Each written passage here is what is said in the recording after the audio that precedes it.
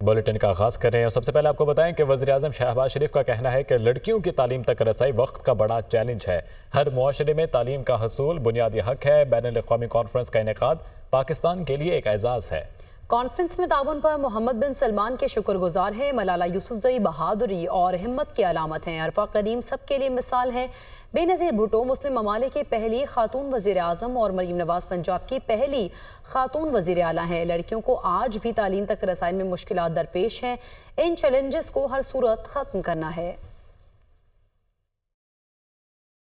The pursuit of knowledge is a sacred duty for every Muslim, regardless of gender, as emphasized by the Prophet Muhammad, peace be upon him.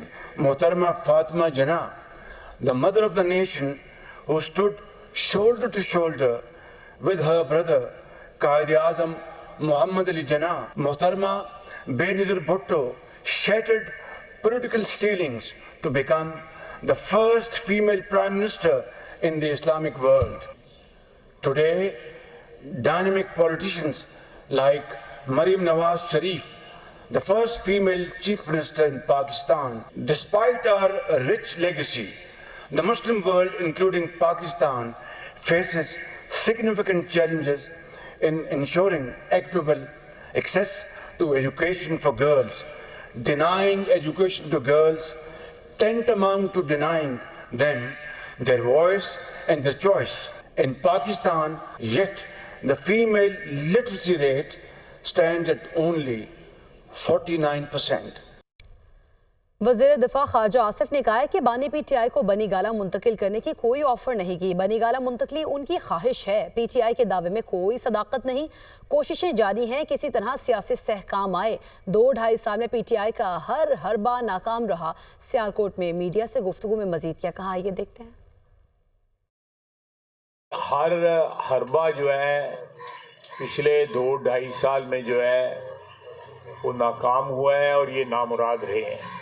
باقی یہ باتیں کرتے ہیں جی کہ ہمیں کوئی آفر ہے کہ جی بنی گالہ شفٹ ہو جاؤ، فلانی جگہ شفٹ ہو جاؤ، فلانی، یہ سارے ان کے اپنے خیالات ہیں، اپنے تخیلات ہیں۔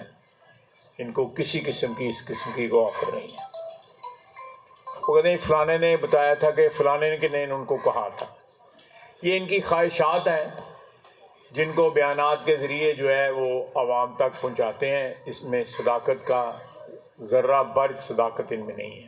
اور کل جو ایک پی ٹی آئی تباہی کر کے گئی تھی کہ پاکستان کی فلائٹس جو یورپ اور برطانیہ کے لیے پچھلے 4.5 سال سے بند تھیں، اللہ تعالیٰ نے بڑا کرم کیا ہے۔ پی ٹی آئی کی طرف سے، عمران خان کی طرف سے وہ ساری کی ساری رکاوٹیں، وہ ساری کی ساری کوششیں جو ہیں وہ ناکام ہو رہی ہیں۔ اسپیکر قومی اسمبلی سردار ایاز صادق نے کہا ہے مذاکراتی کمیٹیوں کا اجلاس بلانے کے لیے اپوزیشن یا حکومت میں سے کسی سے رابطہ نہیں کیا۔ پی ٹی آئی مذاکراتی کمیٹی کی بانی پی ٹی آئی سے ملاقات حکومت نے کرانی ہے، میری ذمہ داری نہیں۔ حکومت اور اتحادی فیصلہ کر لیں کہ ملاقات ہو سکتی ہے یا نہیں۔ فریقین جب کہیں گے 1-2 روز کے نوٹس پر اجلاس بلانے کے لیے تیار ہوں۔ اسپیکر قومی اسمبلی سردار ایاز صادق نے کہا ہے کہ مذاکراتی کمیٹیوں کا اجلاس بلانے کے لیے اپوزیشن یا حکومت میں سے کسی نے رابطہ نہیں کیا۔ پی ٹی آئی مذاکراتی کمیٹی کی بانی پی ٹی آئی سے ملاقات حکومت نے کرانی ہے، میری ذمہ داری نہیں ہے۔ اسی پر بات کریں گے یاسر ملک ہمارے ساتھ موجود ہیں۔ یاسر، آگاہ کیجیے گا، اپوزیشن اور حکومت میں رابطہ ابھی تک نہیں ہوا، ڈیڈ لاک برقرار ہے؟ دیکھیں، حکومت اور اپوزیشن مذاکرات سے متعلق جو اسپیکر قومی اسمبلی ہے سردار ایاز صادق، ان کا بڑا اہم بیان جو ہے وہ سامنے آیا ہے۔ انہوں نے کہا ہے کہ مذاکراتی کمیٹیوں کا اجلاس طلب کرنے کے لیے اپوزیشن یا حکومت میں سے کسی نے ان کے ساتھ رابطہ جو ہے وہ ابھی تک نہیں کیا، اور پی ٹی آئی مذاکراتی کمیٹی کی بانی پی ٹی آئی سے ملاقات حکومت نے کروانی ہے، وہ میری ذمہ داری نہیں ہے۔ اسپیکر قومی اسمبلی سردار ایاز صادق نے کہا ہے کہ حکومت اور اتحادی فیصلہ کر لیں کہ ملاقات ہو سکتی ہے یا نہیں، اور فریقین جب کہیں گے 1-2 روز کے نوٹس پر جو مذاکراتی کمیٹیوں کا اجلاس ہے وہ بلانے کے لیے تیار ہوں۔ 4 جنوری کو جب اسد کیسر سے ٹیلی فونک گفتگو ہوئی تھی تو اس میں وعدے کر دیا تھا کہ بانی پی ٹی آئی سے ملاقات کا جو مطالبہ ہے وہ حکومت تک پہنچا دیا ہے، اب حکومت نے اس کے اوپر عمل درآمد کرنا ہے۔ تو رانا سردار ایاز صادق نے یہ بھی کہا کہ تحریک انصاف کے رہنما رانا ثناء اللہ اور حکومت کے جو اکابرین ہیں وہ ان سے براہ راست بھی بات کر سکتے ہیں लेकिन मुझे जब भी कहा जाएगा तो मैं 2 रोज के अंदर अंदर मुज़ाकराती कमेटियों का इजलास जो है उसको तलब करूंगा। लेकिन अभी तक उनसे किसी किस्म का राब्ता नहीं किया गया, ना हुकूमत की जानिब से और ना अपोजिशन की जानिब से कि इजलास जो है उसको तलब किया अभी जाए। तक किसी किस्म का राब्ता उनसे नहीं किया गया, ना हुकूमत की जानिब से ना अपोजिशन की जानिब से। यासिर मलिक आगाह कर रहे थे, आपका शुक्रिया। वफाकी वज़ीर दाखिला मोहसिन नकवी से बरतानवी हाई कमिश्नर जैन मेरिट की मुलाकात। मोहसिन नकवी ने कहा, पाकिस्तानी कौम और सिक्योरिटी फोर्सेस ने दहशतगर्दी के खिलाफ जंग में बेपनाह कुर्बानियाँ दी हैं। पाकिस्तान की बहादुर कौम ने दहशतगर्दी के नासूर का डट कर मुकाबला किया है और कर रही है। तमाम शहरियों की जान और माल की हिफाजत हुकूमत की अव्वलीन तरजीह है। कानूनी दस्तावेज़ात के हामिल किसी भी गैर मुल्की शहरी के खिलाफ कोई कार्रवाई नहीं की जा रही। कानूनी दस्तावेज़ात ना रखने वाले गैर मुल्की शहरियों के खिलाफ कार्रवाई अमल में लाई जाएगी। पाकिस्तान बरतानिया के साथ दरीना ताल्लुकात को इंतहाई कदर की निगाह से देखता है। बरतानवी हाई कमिश्नर ने कहा, पाकिस्तान के साथ मुख्तलिफ शोबों में ताउन को फ़रोग़ देने के ख्वाह हैं। गवर्नर खैबर पख्तूनख्वा से अमरीकी सफ़ीर की अलविदाई मुलाकात। दो तरफ़ा ताल्लुकात, खित्ते की तरक्की और सूबे में जारी तरक्याती मनसूबों पर तबादला ख्याल। गवर्नर खैबर पख्तूनख्वा ने अमरीकी सफ़ीर की खिदमात को सराहते हुए कहा, डोनाल्ड ब्लूम ने दोनों ममालिक के दरमियान ताल्लुकात को मज़ीद मजबूत बनाने में अहम किरदार अदा किया। अमरीकी सफ़ीर ने कहा, पाकिस्तान और बिलखुसूस केपी के अवाम की मेहमान नवाजी और सकाफत यादगार है।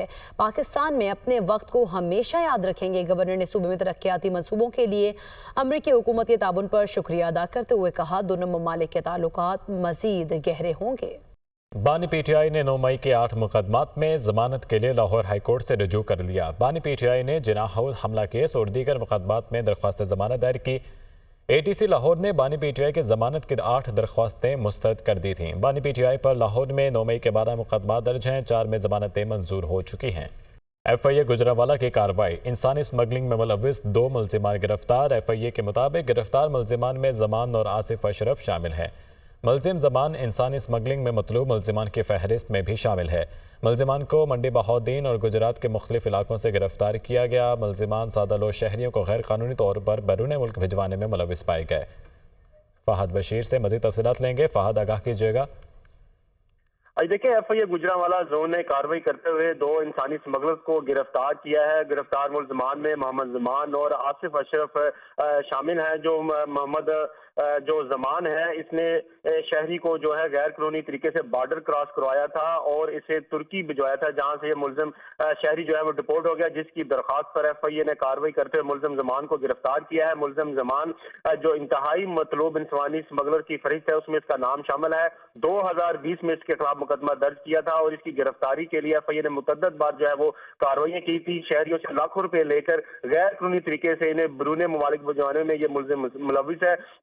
मुलजमान को मंडी बहावलदीन और जो है वो गुजरांवाला के गुजरात से गिरफ्तार किया गया है। इसके अलावा मुलजिम अशरफ जो है, इसने शहरियों को यूरोप और दीगर ममालिक भिजवाने के लिए लाखों रुपए उनसे हटाए और बाद उन्हें। फहद बशीर, बहुत शुक्रिया आपका। करक में तेज रफ्तार ट्रेलर राहगीरों को कुचलता हुआ मुसाफिर वैन पर उलट गया। खतून और बच्चों समेत 6 अफराद जाँ बहक, 16 जख्मी हो गए। रेस्क्यू हुकाम के मुताबिक ट्रेलर के नीचे फंसी मुसाफिर बस से जख्मियों को निकाला जा रहा है। हादसा इंडस हाईवे पर अंबेरी कलमा चौक में पेश आया। बलूचिस्तान के इलाके संजदी की कोयला खान धमाके से बैठ गई। 4 मजदूरों की लाशें निकाल ली गई। चीफ माइंस इंस्पेक्टर का कहना है, कोयला खान में मौजूद दीगर 8 मजदूरों को निकालने के लिए रेस्क्यू ऑपरेशन जारी है। PDMA के मुताबिक रेस्क्यू टीमों ने कान से 3600 फीट तक मलबा निकाल कर रास्ता क्लियर कर लिया है। उम्मीद है रेस्क्यू टीम्स जल्द कान में फंसे कानकुनों को पहुंच जाएंगी। और डिप्टी डायरेक्टर रेस्क्यू का कहना है कि कानकुन 4200 फीट गहराई में फंसे हुए हैं।